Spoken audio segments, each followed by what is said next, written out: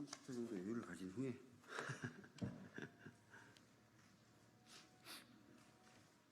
마이크가 얼굴을 가리지 않게 해야 된답니다.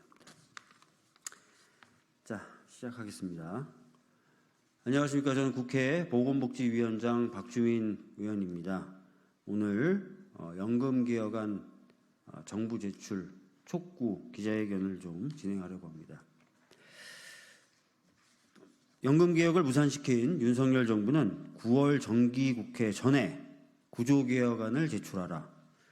안녕하십니까. 국회 보건복지위원장 박주민입니다. 저는 오늘 연금개혁을 무산시키고도 아무것도 하지 않는 윤석열 정부를 비판하고 9월 정기회 전에 정부의 구조개혁안 제출을 촉구하기 위해 이 자리에 섰습니다. 진심으로 묻고 싶습니다. 윤석열 대통령은 연금개혁에 의지가 있습니까? 안타깝게도 지금까지 보인 태도로는 의지가 전혀 없어 보입니다. 오히려 개혁을 늦추고 방해하려 하는 것처럼 보이기까지 합니다. 21대 국회에서 상당 부분 연금개혁 관련된 논의를 진척시킨 바 있습니다. 2007년 이후 처음 있는 일이었습니다. 그동안 세 차례나 국민연금 개혁을 위한 공론회장이 마련됐지만 이번만큼 논의가 진척된 적은 없었습니다. 민주당은 시민사회의 비난을 감수하고도 국민의힘이 제안했던 소득대체율 44%를 수용했고 예상되는 여러 어려움에도 불구하고 정부 여당과 함께 연금개혁의 짐을 나눠서 지겠다고 공언한 바 있습니다. 이렇게 18년 만에 찾아왔던 절호의 기회를 윤석열 대통령은 걷어차버렸습니다.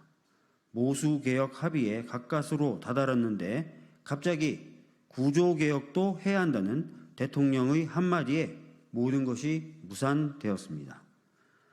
그런데 윤석열 정부는 이렇게 연금개혁을 멈춰 세우고선 지금까지 아무것도 하지 않고 있습니다. 제가 보건복지위원장이 된 후 공식 그리고 비공식적으로 수차례 정부가 구조개혁안을 제출할 것을 요청한 바 있습니다. 또한 더불어민주당을 비롯한 야당 의원들이 기자회견을 열어 정부의 구조개혁안 제출을 촉구한 지도 일주일 하고도 며칠이 지났습니다. 하지만 정부는 지금까지 묵묵부답입니다. 이 정도면 임시휴업이 아니라 폐업 수준인 것처럼 보입니다. 국회는 답답하고 국민은 애가 타는데 윤석열 정부만 한가롭습니다. 연금개혁이 미뤄질수록 하루에 856억 원, 연간 30조 원이 미래 세대의 부담으로 추가된다는 것은 윤석열 정부 복지부의 계산 결과입니다. 이런 진단을 내리고도 현재까지 아무것도 하지 않는 윤석열 정부의 무책임함과 게으름을 질타하지 않을 수 없습니다. 애초에 국민연금 사업을 안정적으로 운영해야 하는 법적 책임은 정부에 있습니다. 심지어 지금의 개혁 논의를 멈춰 세운 사람이 다른 누구도 아닌 윤석열 대통령입니다. 다시 시작하기 위해서는 정부가 안을 가져오는 게 당연한 순서입니다. 정부가 안을 가져온다면 그에 맞는 논의체는 그에 딱 맞는 형식으로 바로 구성해 드리겠습니다. 윤석열 대통령과 정부에게 강력히 요청합니다.